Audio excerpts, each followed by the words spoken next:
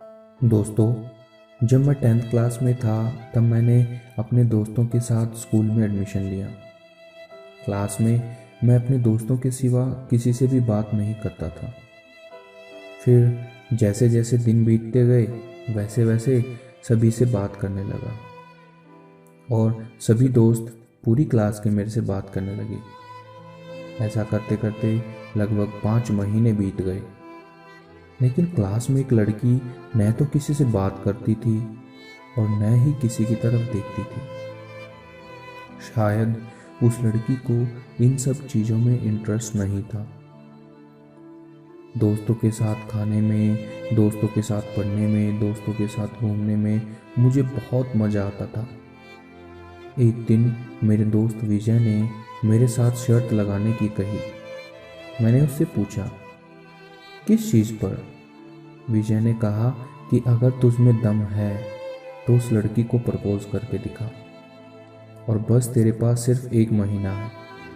मैं डर गया था दोस्तों, लेकिन वही बात है ना, जो काम कभी नहीं हो सकता उसे दोस्त करवा देते हैं। मेरे दोस्तों ने कहा कि कार्तिक तू कर सकता है भाई, और मैंने अपने दोस्त विजय का चैलेंज स्वीकार कर लिया। अगले दिन मैं स्कूल में आया और मुझे काफ़ी डर लग रहा था, लेकिन मैंने हिम्मत करके स्नेहा को हाय बोल दिया। उसने मुझे हेलो कहा। फिर मैंने स्नेहा से पूछा कि आपने मैथ का काम कर लिया? उसने हाँ में जवाब दिया। फिर मैंने बात को ख़त्म करने के लिए उससे मैथ की कॉपी ले ली।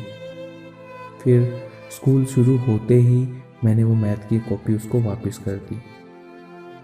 पहले दिन हमारे बीच बस इतनी ही बात हुई, और फिर 6-7 दिन तक मैं उससे बात करता और वो जवाब देती रहती। ऐसा करते करते 10 से 15 दिनों में मैंने उसके बारे में सब कुछ जान लिया। एक तरफ था दोस्त को किया हुआ चैलेंज और दूसरी तरफ डर। मैंने सोच लिया कि अब मैं स्नेहा को प्रपोज करूंगा।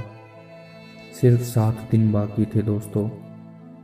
मैं उसको 1 दिन पहले प्रपोज करना चाहता था। स्नेहा लगातार 2 दिनों तक स्कूल में नहीं आई। मैं डर गया दोस्तों कि कहीं रानी फंक्शन वाले दिन भी ना आए, और अगर वो फंक्शन वाले दिन ना आई तो दोस्तों सच कहूँ, अब मुझे स्नेहा से प्यार होने लग गया था। मुझे यकीन था कि फंक्शन वाले दिन वो ज़रूर आएगी। मैंने उसका बहुत वेट किया और अंत में वो आ गई। मैंने बिना सोचे समझे आंखें बंद करके उसको आई लव यू बोल दिया। जब आंखें खोली तो वह मेरे सामने नहीं थी। वो जाकर बेंच पर बैठ गई थी। मैं उसके पास गया और मैंने जवाब मांगा। उसने कहा, सोच कर बताऊंगी। 2-3 घंटे बाद फंक्शन ख़त्म हो गया। फंक्शन के ख़त्म होते ही एक लड़की मेरे पास आई और कहने लगी, आपको स्नेहा बुला रही है। मैं डर गया था, लेकिन जैसे ही मैं उसके पास पहुंचा, उसने कान में मुझे आई लव यू टू बोला। यारो, बस उसी समय मानो दुनिया में मैं राजा बन गया। क्या फील थी, कैसे बताऊं। ऐसा करते करते हम एक साथ रहे और 12th भी कर ली। हम दोनों ने एक साथ कॉलेज में एडमिशन लिया। अब वो गांव से बस में और मैं ट्रेन में आता था। एक साथ आना, एक साथ जाना, बहुत मज़ा आता था। मैं हर रोज़ उसको बस स्टैंड तक छोड़ने जाता और फिर मैं रेल में अपने घर आता था। बहुत मज़ा आता था हमको एक साथ रहने में। एक दिन मैं कॉलेज नहीं आया। मुझे घर पर कुछ काम हो गया था। लेकिन मुझे नहीं पता था कि ऐसा होगा। उस दिन मेरी ज़िंदगी रुक सी गई थी, मैं बर्बाद हो गया था। 10 मिनट पहले हमारी बात हुई, उन्होंने कहा कि कॉलेज की छुट्टी हो गई, मैं घर पहुंचकर बात करूंगी। उसके बाद शाम हो गई, मेरी जान का फ़ोन नहीं आया। रात हो गई, मेरी जान का फ़ोन नहीं आया। सुबह हो गई, मेरी सनाया का मेरे पास फ़ोन नहीं आया। मैं कॉलेज पहुंच गया, लेकिन मेरी जान सनाया का फ़ोन नहीं आया।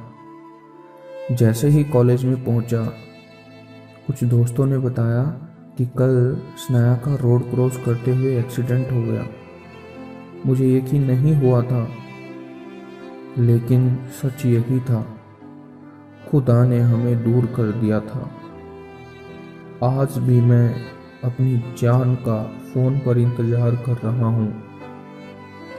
प्लीज़ कोई उस तक मैसेज पहुँचा दो कि तुम्हारा कार्तिक तुम्हारे फ़ोन का इंतज़ार कर रहा है। प्लीज़ कोई मेरी जान को वापस ला दो, प्लीज़ प्लीज़ प्लीज़। दोस्तों, ये थी कहानी कार्तिक की तरफ से। अगर आपको अच्छी लगी है तो प्लीज़ इसे लाइक और शेयर ज़रूर करें। इस प्रकार की बेहतरीन लव स्टोरीज़ पाने के लिए हमारे चैनल को अभी सब्सक्राइब करें। अगर आपकी भी कहानी है तो कमेंट बॉक्स में ज़रूर लिखें। तब तक दोस्तों, अपना ख्याल रखिए, खुश रहें और सदा मुस्कुराते रहें। फिर मिलते हैं अगली वीडियो के अंदर। तब तक बाय दोस्तों।